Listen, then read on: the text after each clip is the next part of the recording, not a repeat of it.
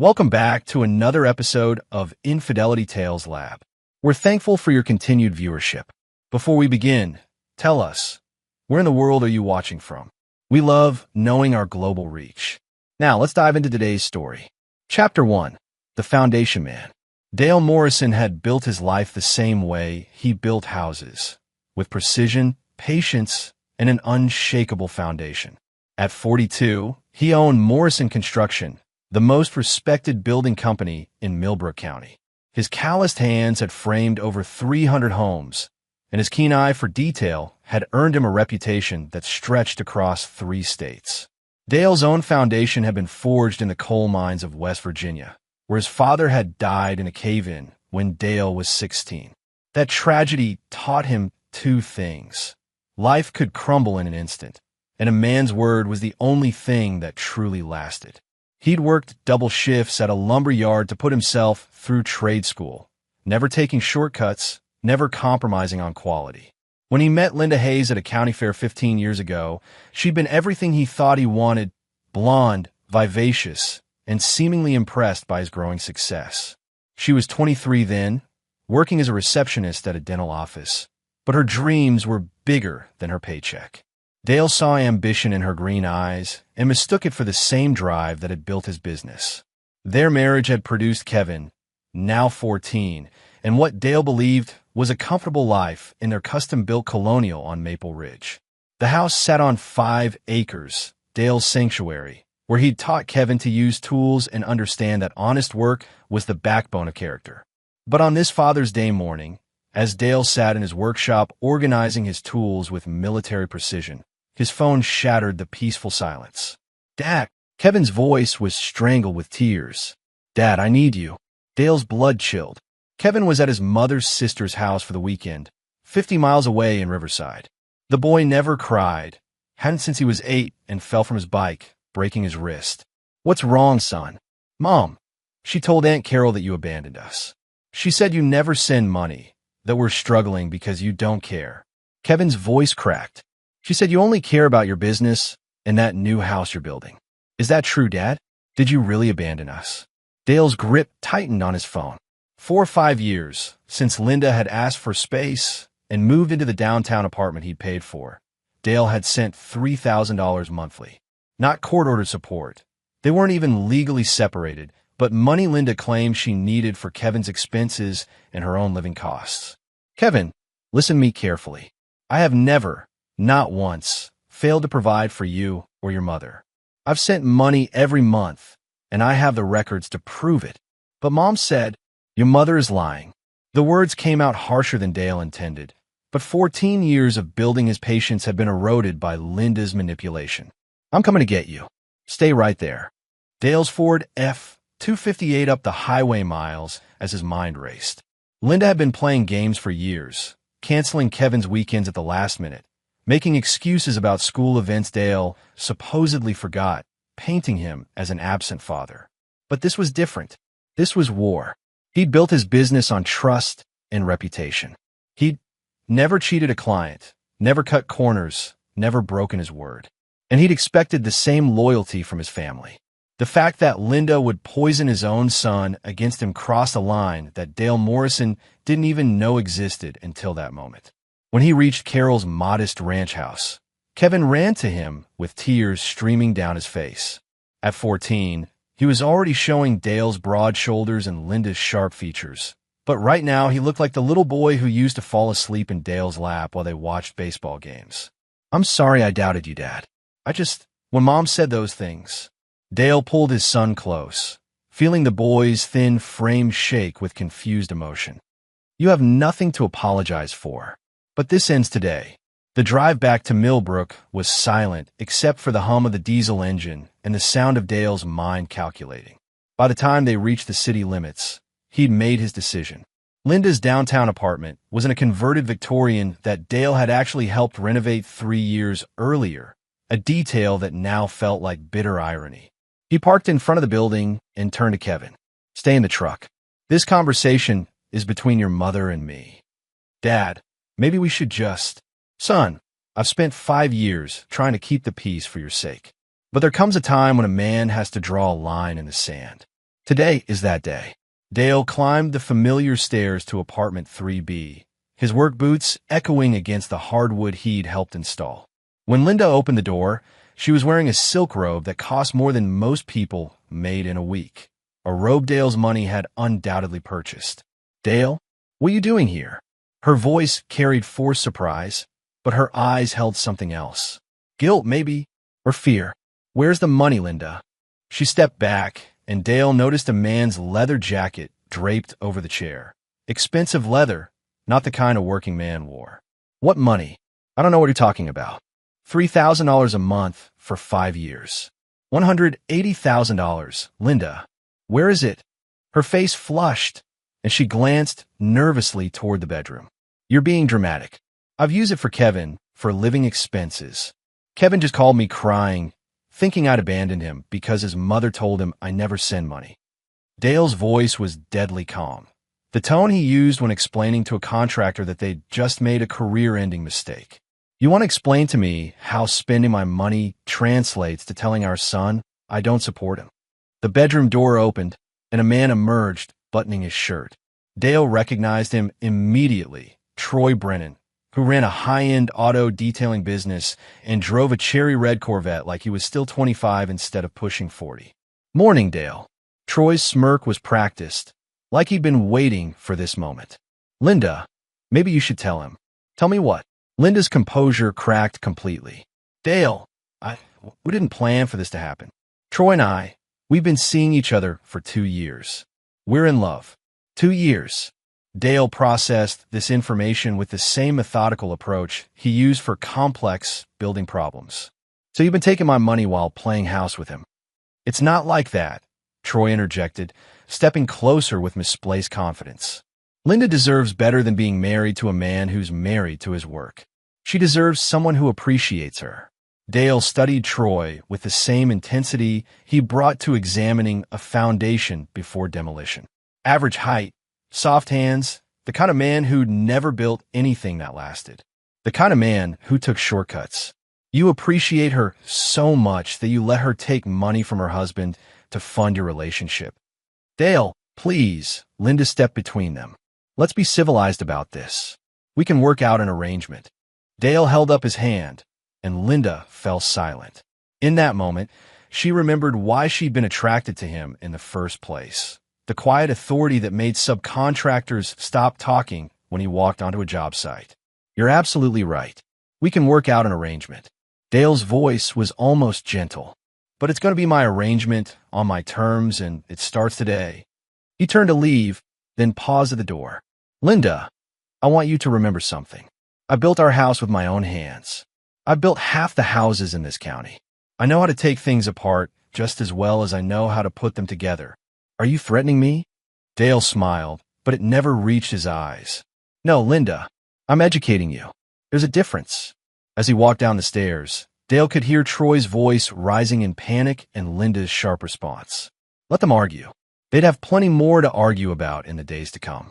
Kevin was waiting in the truck, anxiety written across his young face. "What happened, Dad?" "Your mother and I are going to have some discussions about the future. But I want you to know something, son. No matter what happens between the adults, you are the most important thing in my world. That will never change." As they drove home, Dale's phone buzzed with a text from Linda. "We need to talk. This doesn't have to get ugly."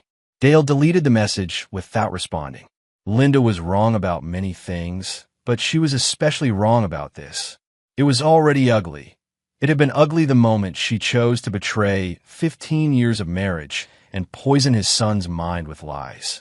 But what Linda didn't understand was that Dale Morrison had been dealing with ugly problems his entire life, and he'd never failed to find solution. Chapter 2: Blueprints for Destruction. Dale spent the next morning in his home office, a converted bedroom lined with filing cabinets and project boards. While Kevin slept in, Dale spread his financial records across the oak desk he'd built himself. Bank statements, canceled checks, money transfer receipts, 5 years of meticulous documentation. Every month, like clockwork, $3,000 had moved from his business account to Linda's personal account. He'd kept records because that's what responsible men did. But now these papers represented something more valuable than mere bookkeeping.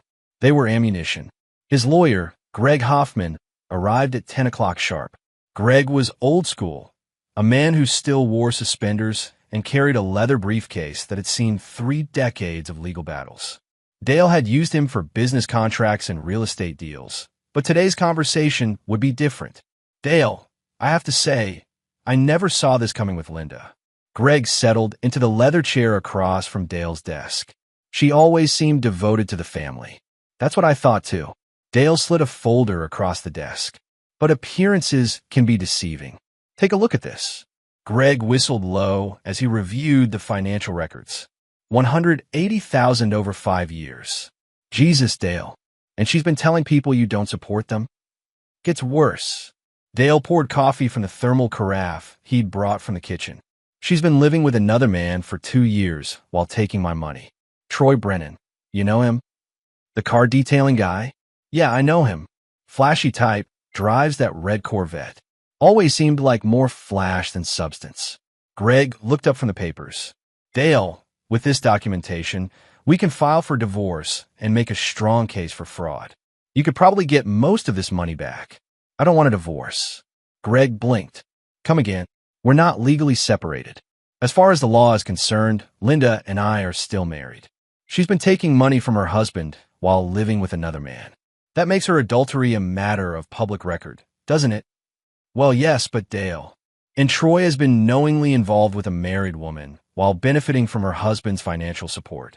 Might be interesting to see how his clients feel about doing business with a man who has such flexible morals. Greg set down his coffee cup carefully. What exactly are you planning? Dale walked to the window overlooking his property. 5 acres of carefully maintained land, with a house positioned to catch the morning sun and shelter from winter winds. He designed every detail himself, thinking it would be his family's forever home. Greg, I need you to do some research for me. I want to know everything about Troy Brennan, his business, his finances, his reputation.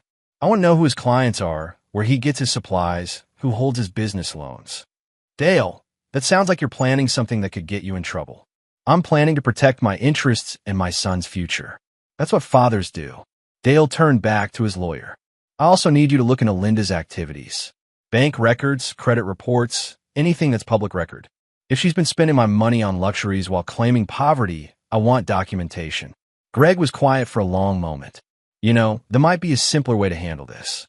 We could file for divorce, seek an injunction to stop the payments, and let the court sort out the financial issues. The court. Dale's voice carried a hint of disgust. The same court system that takes 2 years to resolve a custody dispute while children suffer. The same system that awards alimony to cheating spouses because they've become accustomed to a lifestyle. Dale, I understand you're angry. I'm not angry, Greg. Anger is a hot emotion, and hot emotions lead to poor decisions. I'm cold.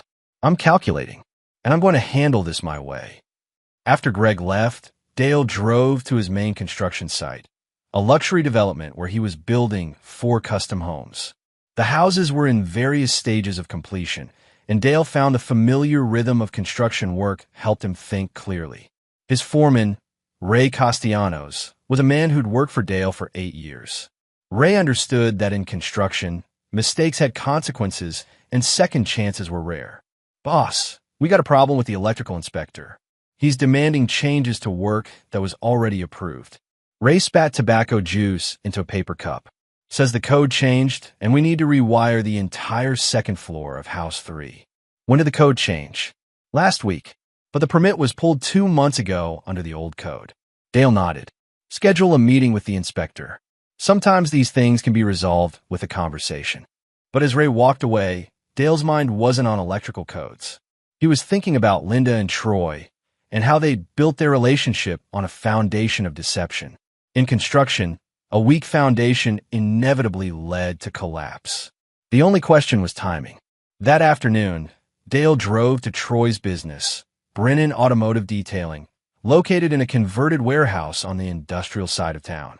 The place was busy, with several high-end cars being worked on by a crew of young men in matching polo shirts. Dale parked across the street and observed for an hour. Troy's operation was impressive, professional, efficient, obviously profitable. The man had built something legitimate, which made Dale respect him slightly more than he would a simple grifter, but also made him more dangerous. Troy emerged from the building around 3 o'clock, keys to the Corvette in hand. Dale watched him drive away, then crossed the street and entered the building. "Help you?" A young man with Miguel embroidered on his shirt approached. "I'm interested in having my truck detailed. Heard good things about this place." "Absolutely. What kind of vehicle?" "Ford F-250. Work truck, gets pretty dirty." Miguel's enthusiasm dimmed slightly. "We mostly specialize in luxury vehicles, but we can handle pickup trucks. Might take a couple days to fit you in, though." Dale looked around the facility. Professional equipment, organized workspace, attention to detail. Troy had built this business with care, the same way Dale built houses. It would be a shame to see it destroyed. "Actually, let me think about it. I might go with someone else." Dale left without scheduling an appointment, but he'd learned what he needed to know. Troy's business was successful enough to support an expensive lifestyle, but it depended entirely on reputation and word-of-mouth referrals. The kind of business that could collapse quickly if the right pressure was applied. That evening, as Dale grilled burgers for himself and Kevin, his son brought up the elephant in the room. "Dad, are you and Mom getting divorced?" Dale flipped the burgers, considering his answer. "Kevin, your mother has made some choices that have changed our family. I can't control her choices, but I can control how I respond to them. She called today. She wants to see me next weekend." "What did you tell her?" "I said I'd think about it." Kevin poked at his hamburger bun. "I'm confused, Dad. I love Mom, but what she said about you, that wasn't right." "No, it wasn't. And that's something your mother is going to have to live with." Dale sat across from his son. "Kevin, I want you to understand something. In life, people will show you who they really are through their actions, not their words. Your mother showed you something about herself yesterday. That knowledge is valuable, even if it's painful. Are you going to forgive her?" The question hung in the air between them. Dale thought about his own father, who'd been crushed by tons of rock because a mining company had cut corners on safety. He thought about the promises he'd made to Linda on their wedding day, and the promises she'd made in return. "Son, forgiveness is something people earn through their actions, not something they're entitled to because of their words. Your mother has shown me who she really is. I'm going to respond accordingly." That night, after Kevin went to bed, Dale sat in his workshop and began sketching. Not house plans this time, but something far more complex. A blueprint for justice, carefully designed to bring down everything Troy and Linda had built on the foundation of their betrayal. The first phase would be information gathering. The second would be preparation. The third would be execution. Dale Morrison had built his reputation by finishing what he started. This project will be no different. Chapter 3. Surveying the Damage. Tuesday morning brought Linda to Dale's door, looking haggard and defensive. She wore designer jeans and a cashmere sweater that Dale recognized from shopping trips 6 months earlier. Another purchase funded by his monthly payments. "We need to talk." She brushed past him into the foyer without invitation. "Kevin's at school." Good timing.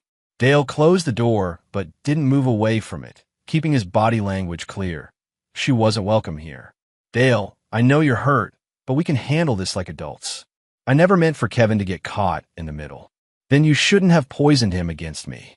Linda's composure slipped. "I was frustrated. Sometimes I say things when I'm emotional. You've been taking $3,000 a month from me while living with another man. That's not emotional, Linda. That's calculated fraud." "Fraud." Her voice rose. "Dale, I'm still your wife. That money was for Kevin's expenses and my living costs. Just because I found someone who actually pays attention to me doesn't mean—" "Stop." Dale's voice cut through her justification like a saw blade. "Don't insult my intelligence. You've been playing house with Troy for 2 years while taking money meant for our son. That makes you a liar and a thief." Linda's face flushed with anger. "You think you're so perfect, don't you? Working all the time, building your little empire while your family falls apart. Troy actually talks to me, Dale. He makes me feel alive in ways you never did. Is that supposed to justify stealing from me? I didn't steal anything. That money was mine by right. 15 years of marriage, 15 years of being ignored while you built other people's houses. Other people's houses that paid for this house, your car, your clothes, and every luxury you've enjoyed for the past 15 years. Dale's voice remained level, but Linda could see the ice in his eyes. Let me make something clear. The monthly payment stopped today. You can't do that. Kevin needs. I'll provide for Kevin directly. You're cut off. Linda's mask finally slipped completely. Dale, please. I know I handled this wrong, but Troy and I are serious. We want to get married, start fresh. If you could just what? Finance your new life with another man. Dale opened the front door. This conversation is over. Dale, wait. There's something else. Linda's voice turned desperate. Troy's been having some problems with his business. If we could work out some kind of settlement. Dale paused, his hand on the doorknob. What kind of problems? Some of his equipment was damaged in a break-in last week. His insurance is being difficult about the claim. He's worried about meeting his obligations. The break-in was news to Dale, but he filed the information away. And you thought I might help him out? I thought maybe we could reach an understanding. I know you have connections in the business community. Linda, get out of my house. After she left, Dale sat in his kitchen and made notes. Troy's business was apparently more vulnerable than it appeared. Equipment problems, insurance issues, financial pressure. These were the kinds of weaknesses that could be exploited by someone who understood how small businesses operated. Dale's phone rang. Greg Hoffman calling with the research results. I've got some interesting information about your friend Troy Brennan. Greg's voice carried a hint of amusement. Want to know what I found? Tell me. Brennan's business is leveraged to the teeth. He took out a substantial loan 2 years ago to expand the operation, right around the time he started seeing Linda, coincidentally. The loan is secured by his equipment and property, and he's been making payments on time, but barely. What about the break-in Linda mentioned?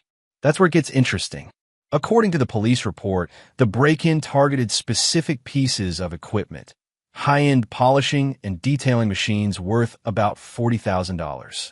But here's the thing. Nothing else was touched. Cash register wasn't touched. Office equipment was ignored. Even some valuable tools were left behind. Dale processed this information. Sounds like someone who knew exactly what they were looking for, or someone who wanted to send a message. The insurance company is investigating possible fraud, which explains why they're being difficult about the claim. Anything else? Brennan's client list is interesting. A lot of wealthy individuals, some local politicians, a few people with questionable reputations. The kind of clientele that values discretion and reputation above everything else. After ending the call, Dale drove to the construction site where he had a standing Tuesday lunch with Ray Castellanos. They usually ate in Ray's trailer and discussed project schedules, but today Dale had different questions. Ray, you know anything about Troy Brennan's operation? Ray looked up from his sandwich. The car detailing guy? Yeah, I know him. Good business, but the man's got expensive tastes. Lies like he's making twice what he probably is. How do you know that? My nephew worked for him last summer. Said Brennan was always stressed about money.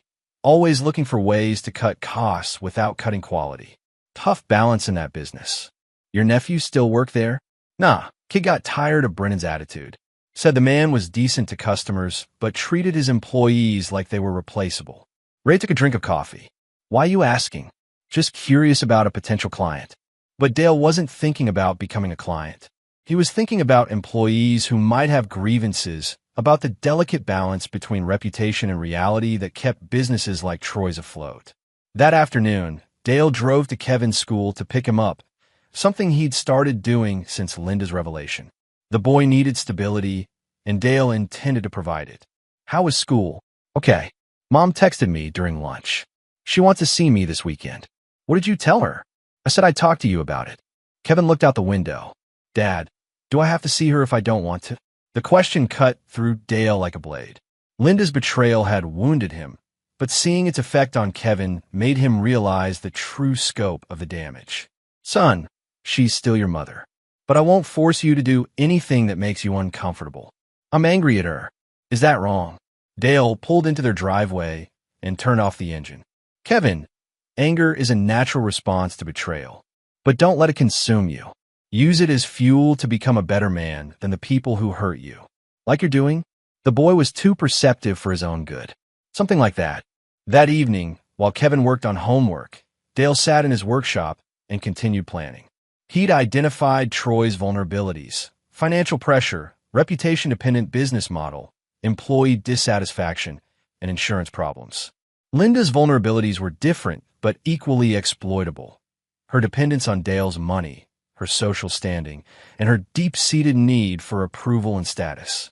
Dale had spent his career building structures designed to last generations. But he'd also learned that the key to any successful construction project was understanding the materials you were working with, their strengths, their weaknesses, and their breaking points. Linda and Troy had chosen to build their relationship on a foundation of deception and theft. Dale was simply going to test that foundation to see how much weight it could bear. By the time he finished his planning session, Dale had outlined a strategy that would systematically dismantle everything Linda and Troy had built together. It would take patience, precision, and a willingness to see the project through to completion.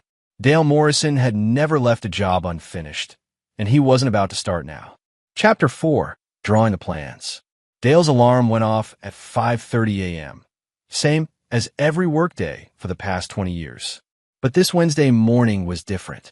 Instead of heading directly to the construction site, he drove to Murphy's Diner on the east side of town, a place where contractors, truckers, and shift workers grab coffee before dawn. At a corner booth, Dale met with Carlos Mendez, a private investigator he'd used occasionally for background checks on subcontractors.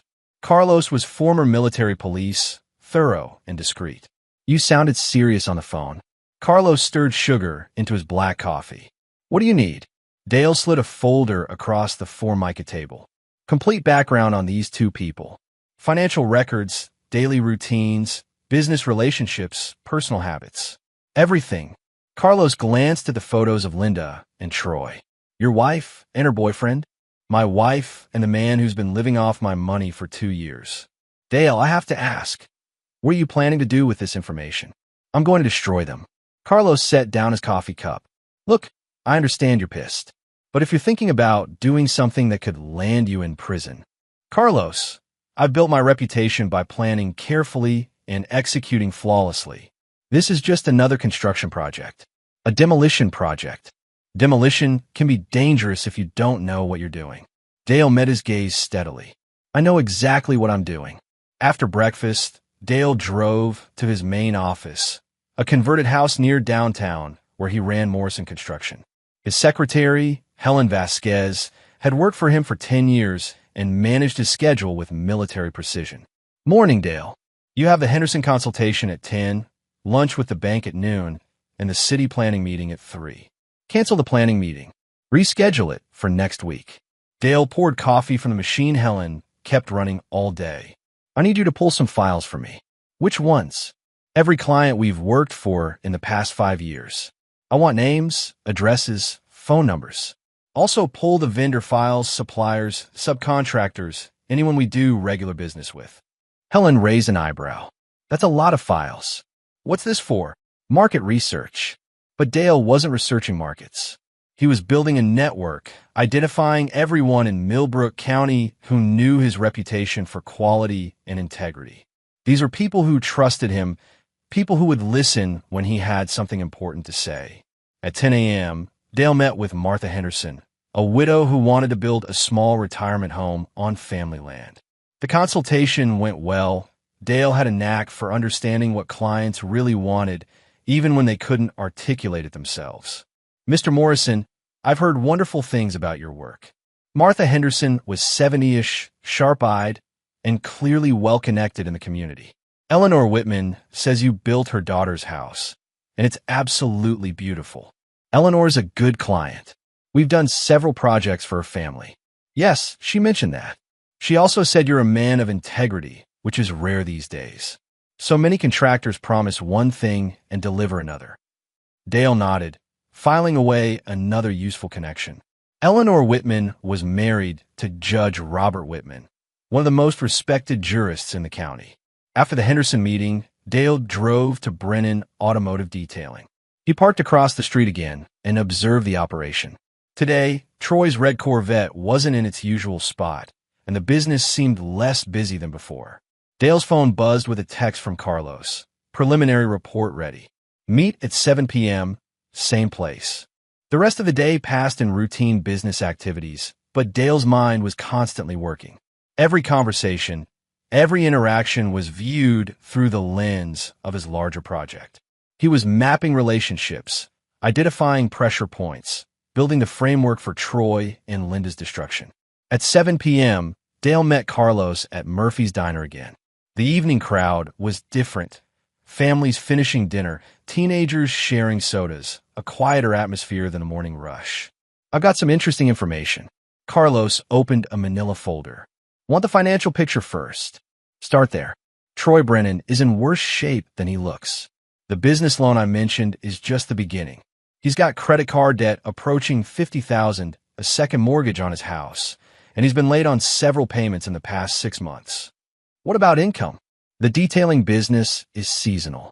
Summer months are good, but winter revenue drops significantly. He's been using credit to smooth out the cash flow problems, which is why his debt keeps growing. Dale studied the financial summary. What about Linda?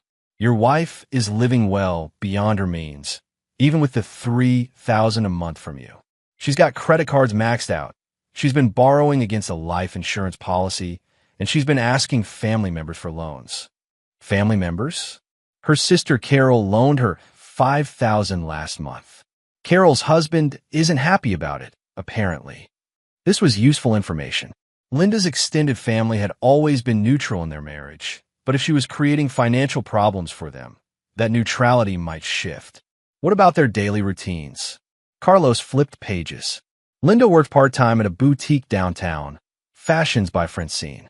She's there Tuesday through Thursday, noon to 6. The rest of the time, she's either at Troy's place or shopping. And Troy, predictable schedule. At the shop by 7 most days, leaves around 5 unless he's working late.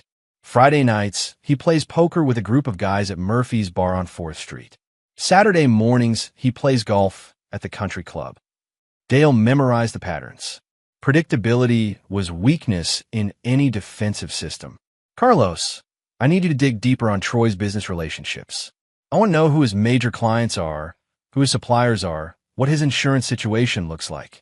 Dale, this is starting to feel like corporate espionage. It's research.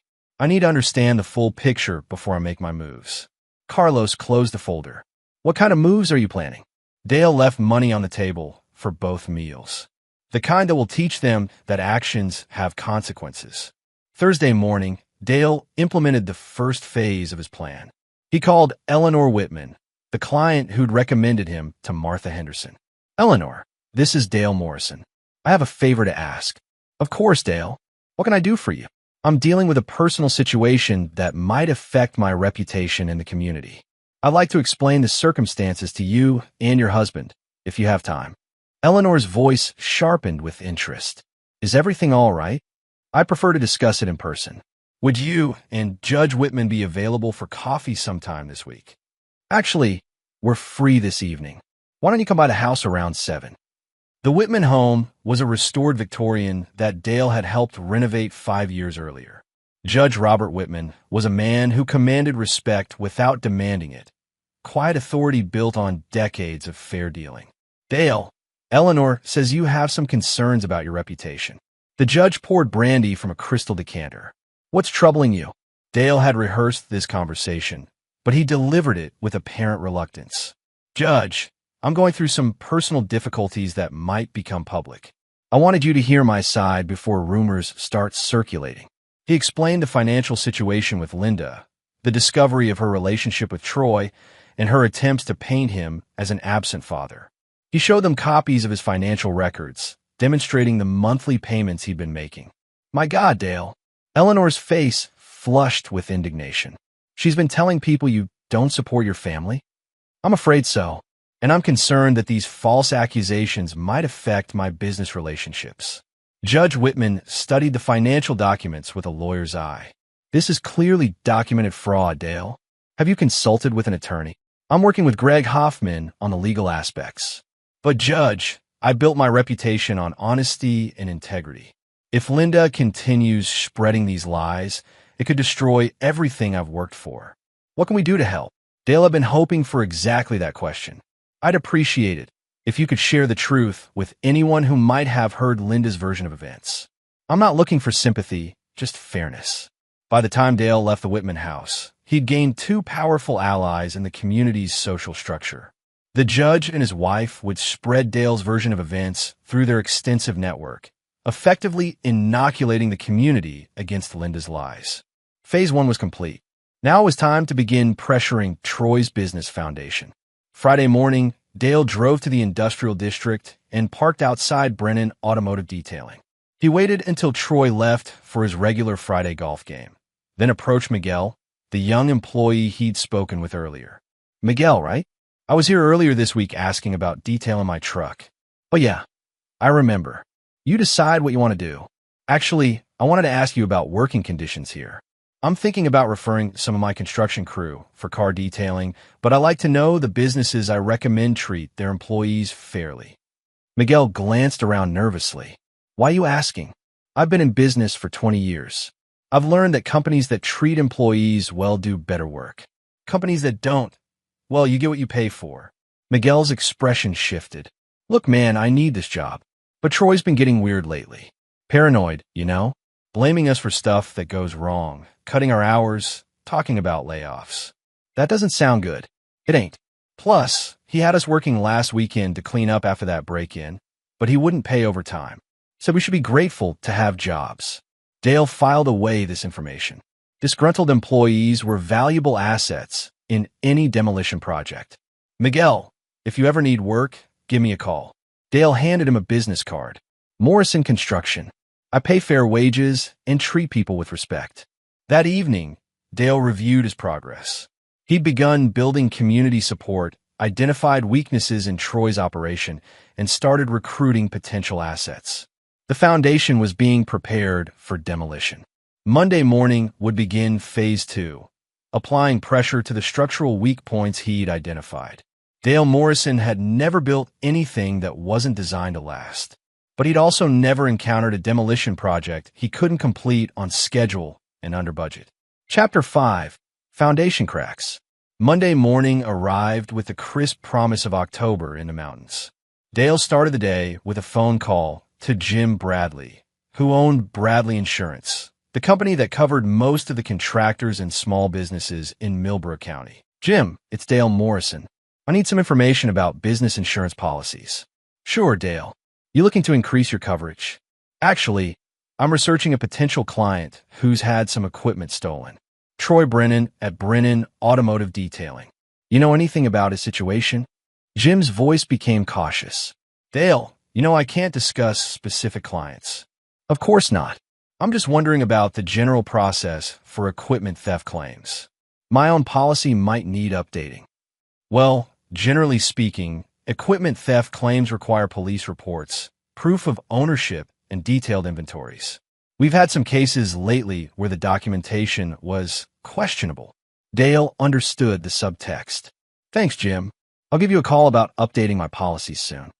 Next, Dale contacted Mike Rodriguez, who owned Rodriguez Equipment Rental, the company that supplied specialized tools to most area businesses. Mike, I'm thinking about expanding into vehicle restoration.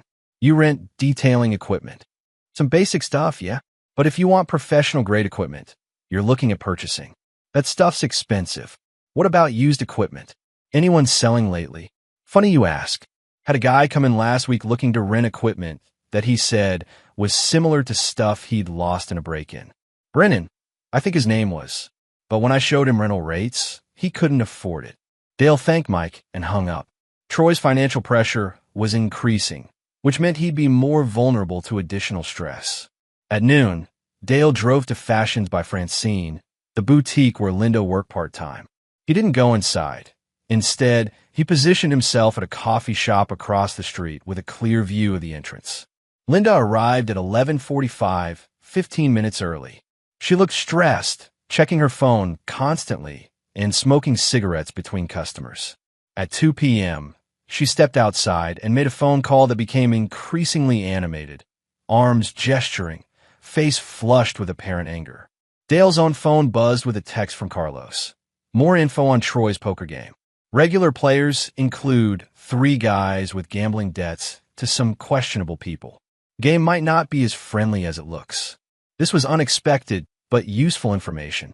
If Troy was involved with people who had connections to serious money problems, that added another layer of vulnerability. That afternoon, Dale implemented the next phase of his plan.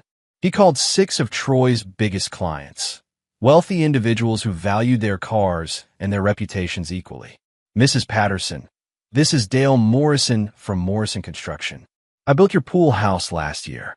Of course, Dale. What can I do for you? I'm calling as a concerned member of the business community. Have you heard about the break-in at Brennan Automotive Detailing? No, I hadn't. How awful. Was anyone hurt? No injuries, but they lost a lot of expensive equipment. I'm worried about Troy's ability to maintain his service standards while he's dealing with these problems. Dale didn't make any direct accusations. He simply planted seeds of doubt. Professional car detailing required trust. Clients left expensive vehicles in Troy's care, often for days at a time. Any questions about reliability or financial stability could be devastating. By the end of the week, 3 of Troy's major clients had called to reschedule appointments or ask questions about his insurance coverage. Word was spreading through the small community of luxury car owners, and rumors had a way of growing in the telling. Friday evening, Dale received another report from Carlos. Troy's been asking around about selling some of his remaining equipment. He's also been trying to get a line of credit increase, but his bank turned him down. What about Linda? She's been fighting with her sister Carol about the loan. Apparently, Carol wants the money back, but Linda doesn't have it. Carol's threatening to tell their parents about Linda's relationship with Troy. Dale smiled grimly. Linda's support network was beginning to fracture under financial pressure, exactly as he predicted. Saturday morning, Dale took Kevin to breakfast at Murphy's Diner. The boy had been quiet all week, processing the changes in his family situation. Dad, kids at school are asking me about Mom and you. What should I tell them? Tell them the truth as you understand it. Your parents are having problems, and right now you're living with me. Some kids said their parents heard Mom was dating someone. Dale set down his coffee cup. Kevin, I can't stop people from talking, but I can promise you that whatever happens between your mother and me, you'll always be my priority. Will you and Mom get back together? The question Dale had been dreading. Son, your mother made choices that broke our family. Some things can't be fixed, only replaced. Kevin nodded slowly. At 14, he was old enough to understand that some damage was permanent. That afternoon, while Kevin was at a friend's house, Dale drove to Murphy's Bar on 4th Street. Friday night poker was a weekly tradition for several groups of men in town, and Dale wanted to observe Troy's game.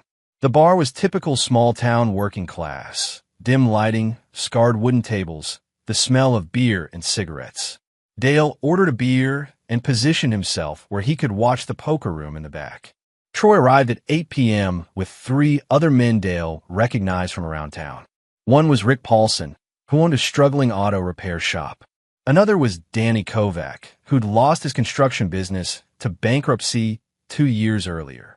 The third was a stranger, younger, well-dressed, with the kind of alert eyes that suggested he wasn't there just for friendly gambling. Dale nursed his beer and watched the dynamics. Troy was clearly trying to project confidence, but his betting patterns suggested a man under pressure. He was playing recklessly, chasing losses with bigger bets. Around 10 p.m., the well-dressed stranger leaned across the table and said something that made Troy's face go pale. Money changed hands, more than Dale would have expected in a friendly game. Dale finished his beer and left, but not before noting the license plate of the stranger's black BMW. Carlos would be able to trace it. Sunday morning brought Linda to Dale's door again, this time without the designer clothes and careful makeup. She looked haggard, desperate. Dale, I need to talk to you. Kevin's at church with the Rodriguez family. You have 5 minutes. I'm in trouble. Real trouble. Linda's voice was shaky. Troy owes money to some people, and they're pressuring him. He's talking about leaving town, starting over somewhere else. And you're telling me this why? Because he wants me to come with him. He says we can't get married until he sorts out his financial problems, but he needs money to make a fresh start. Dale almost laughed. Let me guess. You want me to help him? Dale, please. I know I've made mistakes, but if something happens to Troy, I don't know what I'll do. I've burned bridges with my family. I can't afford the apartment on my own. Linda, stop. You made your choices. Live with the consequences. What about Kevin?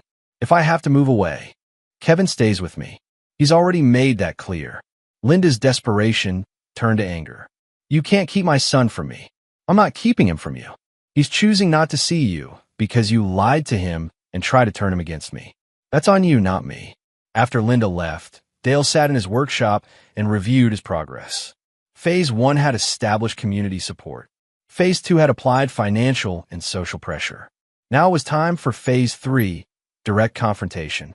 Dale Morrison had spent his career building structures that could withstand any storm. But he'd also learned that even the strongest buildings could be brought down if you knew where to apply pressure to the critical support points. Troy and Linda were about to discover just how much pressure their relationship could withstand. Chapter 6, Load-Bearing Walls. Tuesday morning brought the first real test of Dale's strategy. Carlos called with information about the well-dressed poker player. Marcus Webb, a business consultant with connections to several high-interest lending operations across 3 states. This guy's not exactly a loan shark, but he's not a bank either, Carlos explained. He provides short-term financing to people who can't get conventional loans. Interest rates that would make a credit card company blush. How much does Troy owe him? From what I could piece together, around $20,000. But with Webb's interest rates, that number grows fast. Dale processed this information while reviewing his construction schedules. Today he was visiting the Patterson estate to discuss a new garage project. One of the clients he'd contacted about Troy's reliability issues. Mrs. Patterson was waiting in her garden, still elegant at 70, despite her obvious concern. Dale, I'm so glad you called about that detailing business. I had my Bentley there last week, and something didn't feel right. What kind of concerns?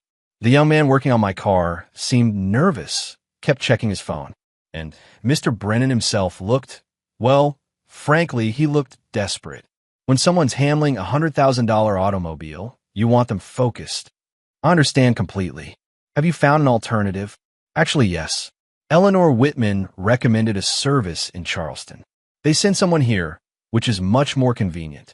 Another client lost to Troy's crumbling reputation. Dale filed this success away and moved to the next phase of his plan. That afternoon, Dale drove to Brennan Automotive Detailing during the lunch hour. Most of the employees were away, and Troy was in his office, a glass-walled space overlooking the work floor. Dale knocked on the office door. Troy, you got a minute? Troy looked up from his paperwork, and Dale could see the stress lines around his eyes. Dale, this is unexpected. I think we need to talk. Troy gestured to a chair, but Dale remained standing. Look, about Linda and me. I'm not here about Linda. I'm here about your business.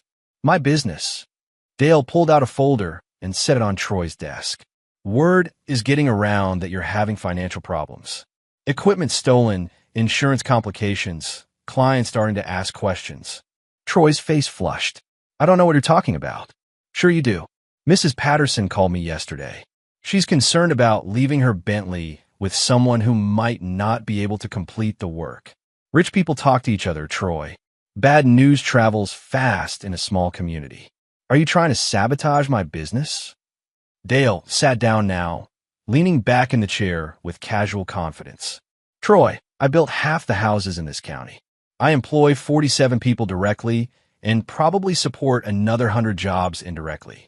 When I have concerns about someone in the business community, people listen. What do you want? I want Linda back. Troy blinked in surprise. Back? But you said. I said a lot of things when I was angry. But she's still my wife, and Kevin needs his mother. Dale's voice carried none of the emotion his words suggested.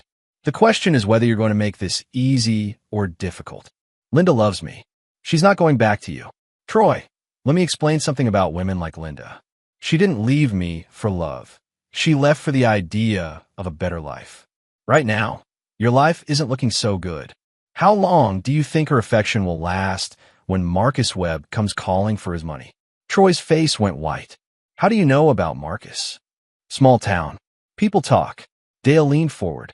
Here's what's going to happen. You're going to tell Linda that you've reconsidered, that you think she should work things out with her husband for Kevin's sake. You're going to step aside gracefully. And if I don't, Dale opened the folder on Troy's desk. Inside were photographs of Troy's poker game, documentation of his debts, and a list of his remaining major clients. If you don't, your business will be destroyed within a month. Your remaining clients will find reasons to take their cars elsewhere. Your suppliers will start demanding cash payments. Your insurance company will find reasons to deny claims. You can't do that. Troy, I've been in business for 20 years. I know every insurance agent, every bank officer, every wealthy car owner in this county. One word from me, and you'll be finished. Troy stared at the photographs, his hands shaking slightly. This is blackmail. This is business. You took something that belonged to me. I'm taking it back. Linda doesn't belong to you. She's not property. Dale's smile was cold. Linda made her choice when she decided to live off my money while playing house with you. She chose security over passion. Now she needs to choose again. That evening, Dale waited. Linda would receive Troy's call, and she would have to decide whether her love for him was strong enough to survive poverty and uncertainty. At 9 p.m., his phone rang. Dale, it's Linda. Troy says you two talked today. We did. He says he thinks I should work things out with you. For Kevin's sake. Her voice was confused, hurt. Did you threaten him? I explained reality to him. The same reality I'm going to explain to you. What reality? The reality that your boyfriend owes $20,000 to a man who breaks kneecaps when people don't pay their debts. The reality that his business is failing and his income is about to disappear. The reality that you can't afford your lifestyle without my money. Silence on the line. Linda, you have a choice. Come home, be a mother to Kevin, and we'll work on rebuilding our marriage. Or stay with Troy and discover what poverty actually feels like. You're giving me an ultimatum? I'm giving you facts. Choose accordingly. Dale hung up and sat in his workshop, surrounded by the tools that had built his fortune and his reputation. Tomorrow, Linda would make her decision. But Dale already knew what that decision would be. Women like Linda always chose security when passion came with a price tag they couldn't afford. By Thursday, Linda was back in Dale's house. Her belongings moved from the downtown apartment. She maintained that she was only staying temporarily for Kevin's sake, but Dale knew better. Troy's business lost 3 more major clients that week.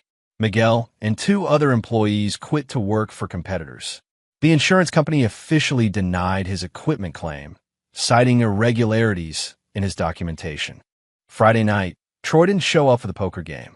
By Sunday, his shop was closed and a for lease sign appeared in the window. Dale had achieved his objective with surgical precision. The relationship built on his money had collapsed the moment that financial support was threatened. Linda was back home, Troy was destroyed, and Kevin was safe. But Dale Morrison was not a forgiving man. This was not reconciliation. This was the beginning of a much longer and more comprehensive punishment. Linda and Troy had thought they could take advantage of Dale's patience and generosity. Now, they would learn what happened when a man who built his life on carefully planned foundations decided to tear something down. The foundation was destroyed. Now it was time to excavate the rubble and salt the earth so nothing could ever grow there again. Chapter 7. The Weight Comes Down. Linda had been back in the house for a week, sleeping in the guest room and walking on eggshells around Dale. She tried to resume normal routines, cooking dinner, helping Kevin with homework, making small talk about neighborhood gossip, but the underlying tension was palpable. Kevin seemed relieved to have his mother back, but Dale noticed the boy watching both parents carefully, as if expecting another explosion. The family dinners were exercises in polite conversation over unspoken hostility. On Thursday evening, as Linda cleared dishes from another silent meal, she finally broke. Dale, we need to talk about where this is going. Dale looked up from his newspaper. I thought we were clear. You're here. Kevin's here. We're working on our marriage. Working on our marriage? Dale, you haven't said 10 words to me that weren't about Kevin or household logistics. You act like I'm a live-in housekeeper. What did you expect, Linda? That I pretend the last 2 years didn't happen. Kevin looked between his parents, tension radiating from his thin shoulders. I'm going to do homework, he said quietly, escaping upstairs. Once they were alone, Linda's carefully maintained composure cracked. I know I made mistakes, Dale, but if you want this marriage to work, you have to meet me halfway. Meet you halfway? Dale folded his newspaper with deliberate precision. Linda, you spent 2 years lying to me, stealing from me, and poisoning our son against me. You want me to meet you halfway. I never meant for Kevin to get hurt, but he did get hurt, and that's on you. Dale's voice remained calm, but Linda could see the ice in his eyes. You want to know where this is going? You're going to be the perfect wife and mother. You're going to rebuild Kevin's trust. You're going to convince this community that our marriage is solid. And what about what I want? What you want stopped matching the day you decided to betray 15 years of marriage for a man who couldn't even afford to support you properly. Linda's face flushed with anger. So, this is punishment? You're keeping me here as some kind of prisoner. You're free to leave any time you want. But if you do, you leave with nothing. No money, no support, no access to Kevin until he turns 18 and chooses for himself. Dale, that's not fair. Fair. Dale stood up, his full height making the kitchen seem smaller. Let me tell you about fair, Linda. Fair would be divorcing you and demanding repayment of every dollar you stole. Fair would be making sure everyone in this town knows exactly what kind of woman you are. Fair would be ensuring you never see Kevin again. Linda backed against the kitchen counter, suddenly aware of how physically imposing her husband could be when he chose. Instead, I'm giving you a chance to earn back what you threw away. But understand something clearly. This is my house, my rules, my terms. You don't get to negotiate. That Friday, Dale received a call from Carlos with an update on Troy's situation. He's gone. Packed up and left town Wednesday night. Left behind about $15,000 in unpaid bills and a lease he can't break. Where did he go? My sources say Florida. Probably trying to get far enough away from Marcus Webb to avoid immediate consequences. Dale filed this information away. Troy's departure solved one problem, but created another. Linda would be mourning her lost love, which could make her unpredictable. That evening, Linda confirmed Dale's assessment. She sat at the kitchen table staring at her phone, tears streaming down her face. He's gone, she said without looking up. Troy left town. Didn't even say goodbye. Dale felt no sympathy, only satisfaction. I'm not surprised. Men like Troy run when things get difficult. You drove him away. I gave him a choice. He chose to run rather than fight for what he claimed to love. Dale poured himself coffee, his movements deliberate and unhurried. Says something about his character, doesn't it? Linda looked up, her eyes red with tears and fury. You destroyed him. You destroyed his business, his life. I exposed his weaknesses. His business was built on credit and reputation. When both disappeared, so did he. And you're proud of that. Dale sat across from her, his expression unchanged. Linda, Troy made the choice to get involved with a married woman. He made the choice to live off another man's money. He made the choice to build his life on a foundation of lies. I simply tested that foundation. What about me? What about what I've lost? What you've lost? Dale's voice remained quiet, but Linda could hear the steel underneath. You lost a man who abandoned you the moment staying became inconvenient. You lost the fantasy that someone would love you enough to sacrifice for you. You lost the illusion that your actions don't have consequences. Linda wiped her eyes, but the tears kept coming. Dale, I know I hurt you, but can't you find it in your heart to forgive me? For Kevin's sake, if not for mine. Dale studied his wife's tear-stained face, remembering the woman he'd married 15 years ago. She'd been beautiful then, full of dreams and apparent devotion. But that woman had revealed herself to be an illusion, a performance designed to secure financial stability. Linda, forgiveness is earned through actions, not words. You have years of rebuilding to do before we even discuss forgiveness. Years. You stole 2 years of my life and nearly destroyed my relationship with my son. You think a few tears and apologies erase that? Linda stared at him, beginning to understand the depth of his resolve. Dale, if you can't forgive me, why are you keeping me here? Because Kevin needs a mother, and because I want everyone in this community to see that Dale Morrison is a man who honors his commitments, even when others don't honor theirs. Your presence here serves my purposes. The brutal honesty of his words hit Linda like a physical blow. So I'm just useful to you? Right now, that's all you are. Whether you become anything more depends entirely on your actions going forward. Saturday morning brought an unexpected development. Dale was working in his shop when Kevin appeared in the doorway, looking troubled. "Dad, can I ask you something?" "Of course. Are you and Mom going to be okay?" Dale set down his tools and gave his son his full attention. "What makes you ask?" "She's been crying a lot. And you too. You're polite to each other, but it doesn't feel real." Kevin was too perceptive for his own good. Dale had hoped to shield him from the worst of the adult complications, but the boy was old enough to sense the undercurrents. "Son, your mother broke trust with our family. Trust takes time to rebuild, if it can be rebuilt at all. Do you still love her?" The question cut to the heart of everything Dale had been avoiding. "I love the woman I thought she was. I'm not sure that woman ever really existed." Kevin nodded slowly. "What happens if you can't rebuild the trust? Then we'll find a way to be good parents to you without being married to each other. But either way, you'll be taken care of. Dad, can I tell you something without you getting mad?" "Always. I'm angry at Mom for lying about you, but I still love her, and I feel guilty about that." Dale pulled his son close, feeling the boy's confusion and pain. "Kevin, you never have to feel guilty about loving your mother. She made bad choices, but she's still your mother. The adults will figure out their problems. Your job is to be a kid." That afternoon, while Linda was at the grocery store, Dale called Greg Hoffman.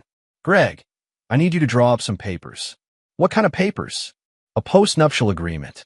Very specific terms about what happens if Linda decides to leave again." "Dale, that's unusual. Most people do prenups before marriage, not 15 years after. Most people don't have to deal with a spouse who's already proven their willingness to steal." Dale's voice was matter-of-fact. "I want everything documented. Her financial obligations, her parental responsibilities, the consequences of future infidelity. This sounds like you're preparing for war." "I'm preparing for reality. If Linda wants to stay married, she'll sign. If she doesn't, we'll know where we stand." By Sunday evening, Dale had the draft agreement. 27 pages of legal language that essentially made Linda a conditional partner in her own marriage. She would have limited access to marital assets, no ability to take on debt without Dale's approval, and severe financial penalties for any future infidelity. When he presented it to her Sunday night, Linda read the first few pages before setting it aside. "I can't sign this. This isn't a marriage contract. It's indentured servitude. It's accountability. Something you've avoided for 2 years. Dale, if you hate me this much, why don't you just divorce me?" Dale looked at his wife, really looked at her, for the first time since she'd come back. She was still beautiful at 38, but the stress of recent weeks had added lines around her eyes and tension to her mouth. She looked fragile, vulnerable, almost like the young woman he'd married. For a moment, Dale felt something that might have been the ghost of old affection. Then he remembered Kevin's tears on Father's Day, and the feeling passed. "I don't hate you, Linda. Hate requires caring about someone. Right now, you're simply a problem I'm managing." The words hit her like a slap. "Jesus, Dale, what happened to you?" "You happened to me. Troy happened to me. 2 years of lies and betrayal happened to me." Dale's voice remained calm, which somehow made his words more devastating. "You taught me that the woman I loved was fiction. Now you get to live with the man that lesson created." Linda stared at the contract, then at her husband, finally understanding that this wasn't about reconciliation or forgiveness. This was about control, consequence, and a form of justice that had nothing to do with mercy. Dale Morrison had built his reputation on keeping his word and finishing what he started. Linda was about to discover what it meant to be on the receiving end of that relentless competence. The foundation had been destroyed, the rubble cleared away. Now Dale was ready to build something new on ground that would never again support the illusions Linda had once called love. Chapter 8. Final Inspection. Monday morning brought the phone call Dale had been expecting. Linda's sister, Carol, her voice tight with worry and barely controlled anger. "Dale, I need to know what's going on with Linda. She called me yesterday, crying, talking about signing some kind of contract to stay married to you." Dale set down his coffee and moved to his home office, closing the door to ensure privacy. "Carol, Linda, and I are working through our marital problems." That's between us. This isn't just between you two when she's talking about feeling trapped. Dale, I've known you for 15 years. You're not a cruel man. What's this really about? Dale had always liked Carol. She was 5 years older than Linda, more grounded, with a husband who worked construction and 3 kids she raised with practical wisdom. Carol had never bought into Linda's drama or her sense of entitlement. Carol, did Linda tell you about the $180,000? Silence on the line. Did she mention that she's been taking $3,000 a month from me for 5 years while living with another man? She said you two were separated. We were never legally separated. Never even discussed it formally. Linda just decided she wanted space, and I was fool enough to keep supporting her financially. Dale could hear Carol processing this information. My God, Linda told me you weren't giving her enough money for Kevin. Linda's been lying to everyone, Carol, including you, apparently. The loan she asked for was probably to help support her boyfriend's failing business. Carol was quiet for a long moment. Dale, I'm sorry. I had no idea. I'm not looking for apologies, Carol, but I need you to understand that Linda put herself in this situation. I'm offering her a way to rebuild our marriage and our family, but it requires accountability. This contract she mentioned ensures that if she chooses to betray our marriage again, there are consequences. Real consequences. Carol sighed. Dale, I'm not going to interfere in your marriage, but Linda's my sister. If you're just keeping her around to punish her, that's not healthy for anyone. What would you do, Carol, if you discovered that Mark had been living with another woman for 2 years while you supported him financially? The question hung in the air. Carol's husband Mark was a good man, steady, loyal, devoted to his family. The idea of him betraying that trust was almost unthinkable. I'd probably kill him, Carol admitted quietly. I'm giving Linda a chance to earn back what she threw away. That's more generous than she deserves. After ending the call with Carol, Dale drove to his main construction site. Physical work helped him think clearly, and he had decisions to make about the next phase of his plan. The luxury home development was progressing on schedule. 4 houses in various stages of completion, each representing months of careful planning and execution. Dale walked through house number 3, inspecting the electrical work that had been completed since his last visit. His phone buzzed with a text from Carlos. Troy surfaced in Tampa, working at a car wash for minimum wage. Marcus Webb's people caught up with him last week. Dale deleted the message without responding. Troy's fate was no longer his concern. That afternoon, Dale met with Judge Whitman at the courthouse. The judge had requested the meeting, ostensibly to discuss a charity fundraiser, but actually to check on Dale's personal situation. Dale, Eleanor's been worried about you since our conversation last month. How are things progressing with Linda? They were seated in the judge's chambers, a book-lined office that spoke of 3 decades of careful jurisprudence. Judge Whitman was a man who understood the difference between legal justice and personal justice. She's home. We're working on rebuilding our marriage. And how's Kevin handling everything? Better than expected. He's a resilient kid. Judge Whitman studied Dale's face with the practiced eye of someone who'd spent years evaluating truth and deception. Dale, I'm going to speak plainly. What you've accomplished with your wife's situation has been impressive from a tactical standpoint. But tactics and strategy are different things. Meaning you've solved the immediate problem, but have you thought about the long-term consequences? For Kevin especially, Dale had been expecting this conversation. Judge Whitman was known for his wisdom, and wise men asked difficult questions. Judge, Kevin needed to see that actions have consequences. That betrayal isn't something you just forgive and forget. I agree. But he also needs to see that redemption is possible, that people can change and relationships can heal. Can they? When someone shows you who they really are, should you pretend they're someone else? Judge Whitman leaned back in his chair. Dale, I've presided over hundreds of divorce cases. I've seen marriages destroyed by infidelity, financial betrayal, and simple incompatibility. But I've also seen couples rebuild after devastating breaches of trust. What's the difference? The difference is whether both people are committed to becoming better than they were, or whether one person is just trying to punish the other. Dale considered this. Judge, Linda had 2 years to show remorse, to make amends, to demonstrate that she understood the impact of her choices. Instead, she continued lying and manipulating until she had no other options. And now she's learning what consequences feel like. Judge Whitman nodded slowly. I understand your position, Dale. But remember that Kevin is watching everything. What kind of man do you want him to become?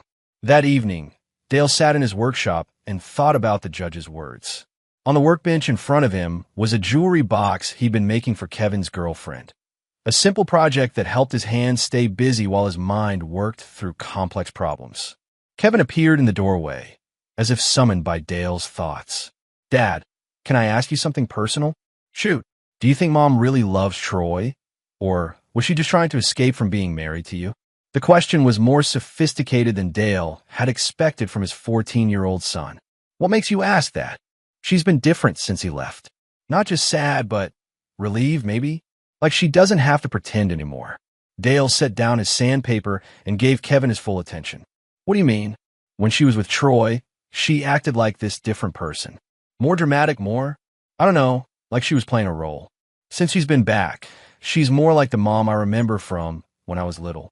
This was an observation that cut to the heart of everything Dale had been trying to understand about Linda's behavior. Had her relationship with Troy been about love, or had it been about playing out some fantasy of who she thought she wanted to be? Kevin, people sometimes make choices based on who they think they want to be rather than who they actually are. Is that what Mom did? Maybe. The question is whether she's learned anything from the experience. That night, Dale found Linda in the kitchen, sitting at the table with a cup of tea and the postnuptial agreement. She'd been reading it carefully, making notes in the margins. I have questions about some of these clauses, she said without looking up. Dale poured himself coffee and sat across from her. Such as, this section about financial oversight.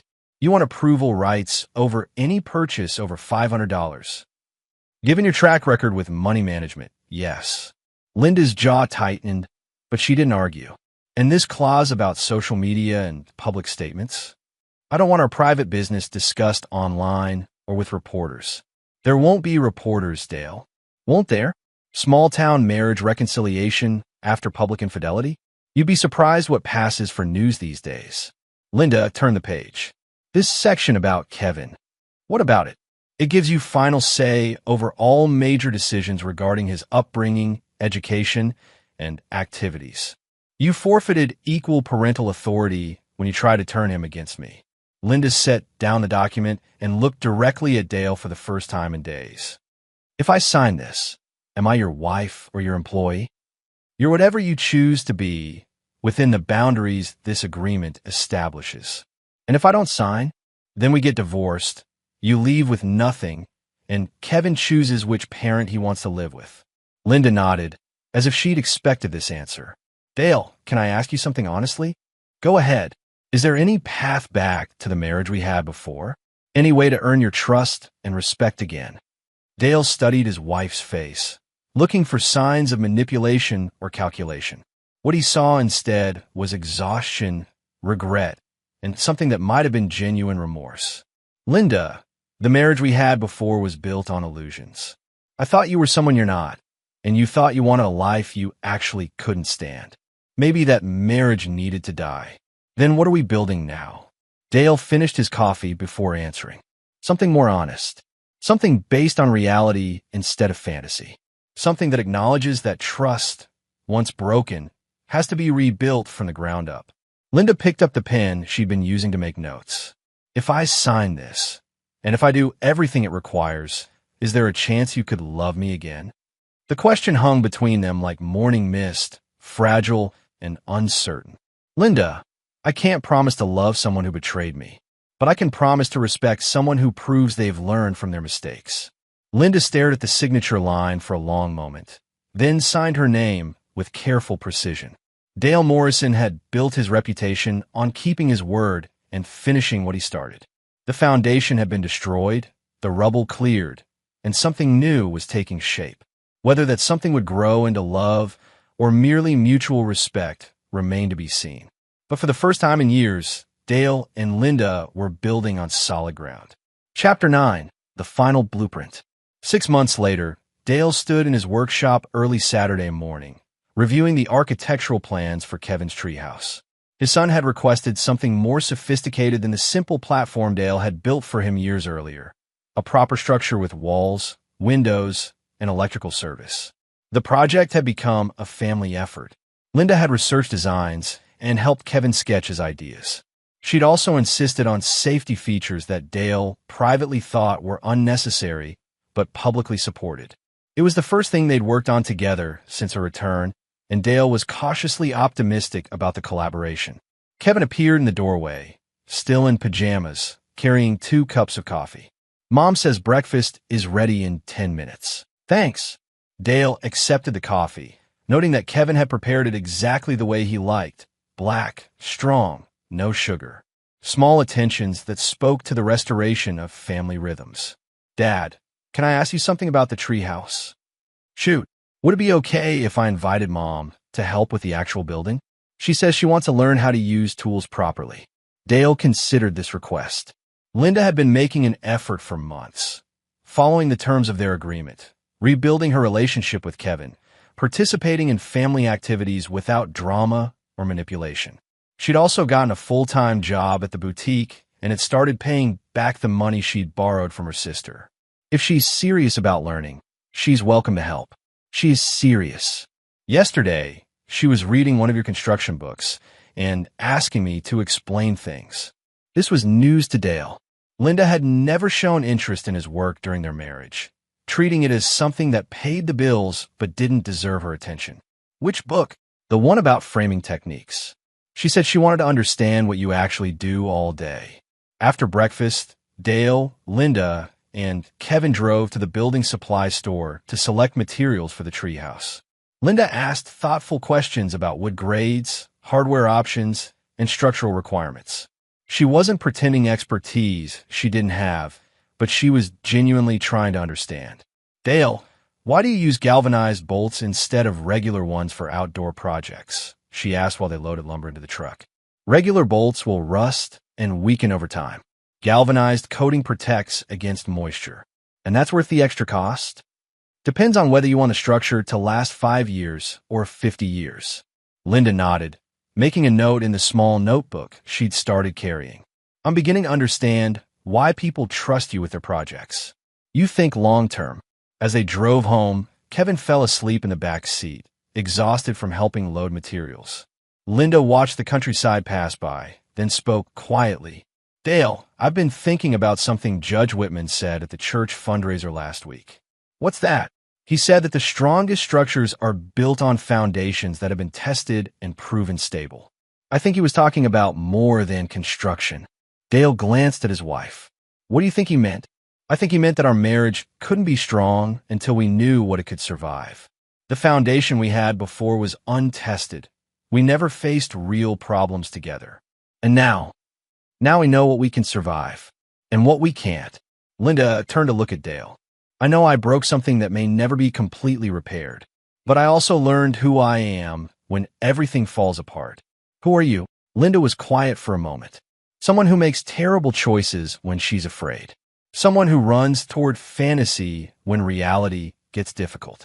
Someone who needs to prove she's worthy of second chances." They were pulling into the driveway now. Kevin was still asleep, and Dale made no move to wake him. "Linda, can I ask you something honestly?" "Of course." "Do you miss Troy?" Linda considered the question carefully. "I miss the feeling of being someone different. Troy made me feel glamorous, exciting, like I was the star of my own romantic movie. But that person wasn't real, and neither was the relationship." "What do you mean?" "We never dealt with anything difficult together. Never had to make hard choices or sacrifice for each other. When things got complicated, he ran. That's not love. That's just performance." Dale nodded. This was the most honest Linda had been about her relationship with Troy, and possibly the most honest she'd been about anything in years. "What about us? What is this?" Dale gestured between them. "This is 2 people who know each other's worst qualities, trying to build something real anyway." Linda smiled, but it was tinged with sadness. "It's not romantic, but might be more honest than what we had before." That afternoon, they began construction on Kevin's treehouse. Linda proved to be a capable assistant, careful, attentive to instruction, willing to admit when she didn't understand something. Dale found himself explaining techniques and concepts he'd never thought Linda would be interested in learning. "Why do you check the levels so often?" she asked as Dale adjusted a support beam for the third time. "Because if the foundation isn't level, everything built on top of it will be crooked. Small errors compound into big problems." Linda paused in her work, hammer in hand. "Is that a metaphor?" "It's carpentry. But yeah, it applies to other things too." They worked in comfortable silence for a while, with Kevin serving as enthusiastic apprentice and unofficial supervisor. The boy was clearly enjoying having both parents focused on the same project, working together without tension or conflict. Around 4 o'clock, Eleanor Whitman stopped by with fresh lemonade and cookies, a neighborly gesture that was also clearly an excuse to check on the Morrison family's progress. "This is wonderful to see," she said, watching Linda carefully measure a piece of trim. "Linda, you're becoming quite the carpenter. Dale's a good teacher, patient with beginners." Eleanor smiled. "Robert always says that the best teachers are the ones who remember what it's like to be learning." After Eleanor left, Linda set down her tools and looked at Dale seriously. "I need to tell you something." Dale felt his stomach tighten. Bad news usually started with those words. "Carol called this morning. She wanted to know if we were really reconciling or if you were just keeping me around for Kevin's sake." "What did you tell her?" "I told her I didn't know yet, but that I was hoping to find out." Dale studied his wife's face. 6 months ago, she'd been desperate, manipulative, willing to say anything to avoid consequences. The woman standing before him now seemed different, more grounded, less performative. "Linda, what do you want from this marriage?" "I want to be worthy of the second chance you've given me. I want to be the mother Kevin deserves. And I want to prove that I can be trusted with something precious. What if that's not enough? What if I can never love you the way I did before?" Linda was quiet for a long moment, watching Kevin organize tools in the workshop they'd set up under the oak tree. "Then I want to be someone who deserves love, even if I don't receive it. I want to become the person I pretended to be." That evening, after Kevin went to bed, Dale and Linda sat on the back porch reviewing their progress on the treehouse project. The structure was taking shape: solid foundation, square walls, level floors. It would be a good space for Kevin, built to last. "Dale, I have something for you." Linda handed him an envelope. "It's not much, but it's a start." Inside was a check for $2,000 and a detailed payment schedule. "I can't pay back everything I took, not quickly, but I can pay back some of it, and I want to start now." Dale studied the payment schedule. At the rate Linda had outlined, it would take her 8 years to repay the money she'd taken. But the plan was realistic, based on her current income and expenses. "Linda, you don't have to." "Yes, I do. Not because the contract requires it, but because I need to prove to myself that I can make things right." Dale folded the check and put it in his wallet. The money itself didn't matter. His business was successful enough that $2,000 was insignificant. But the gesture mattered. The commitment to accountability mattered. "Thank you." They sat in comfortable silence, watching fireflies begin to emerge in the gathering dusk. After a while, Linda spoke again. "Dale, do you think we'll make it?" "Make it how?" "As a family, as a couple, as people who choose to trust each other again." Dale considered the question carefully. The woman sitting beside him wasn't the woman he'd married 15 years ago, but she also wasn't the woman who'd betrayed him 2 years ago. She was someone new, someone forged by consequences and shaped by the choice to rebuild rather than run. "I think we might," he said finally, "but it won't be the marriage we had before." "What will it be?" Dale looked at the treehouse taking shape in their backyard, a structure built with careful planning, quality materials, and attention to detail. A structure designed to weather storms and last for generations. It'll be something we built together, with our eyes open and our expectations realistic. Something that can survive whatever tests come next. Linda reached for his hand tentatively, and Dale allowed the contact. Her fingers were calloused now from months of learning to use tools, marked by honest work and genuine effort. "Dale, I love you. Not the way I did when we were young and everything was easy, but in a way that acknowledges what love actually costs." Dale squeezed her hand gently. I'm not ready to say those words yet, but I respect who you're becoming. That's enough for now. They sat together as full darkness settled around them. Two people who'd learned that the strongest foundations were built not on romantic fantasy, but on tested trust, proven commitment, and the willingness to keep building even when the work was hard. Dale Morrison had spent his career creating structures designed to last. For the first time in years, he believed he might be building something with Linda that could withstand whatever storms the future might bring. But he would never again mistake performance for authenticity or promises for proof. Trust would be earned through consistent action over time, not granted through words or tears. The treehouse would be finished in another week. The marriage would take much longer to complete, but both were being built on solid ground, with careful attention to detail and a commitment to quality that would serve them well for decades to come. Dale Morrison had learned that the most important skill in construction wasn't knowing how to build. It was knowing when something needed to be torn down and rebuilt from the foundation up. Some structures could be repaired. Others had to be completely demolished and reconstructed. The key was having the wisdom to know the difference and the courage to do what was necessary regardless of the cost. As Linda had learned, Dale Morrison always finished what he started. And there you have it. Another story comes to an end. What did you think? I'd love to hear your thoughts in the comments below. If you enjoy this story, consider joining our community by subscribing. It means the world to us. For more stories like this one, check out the recommended videos on screen. And I'll see you there.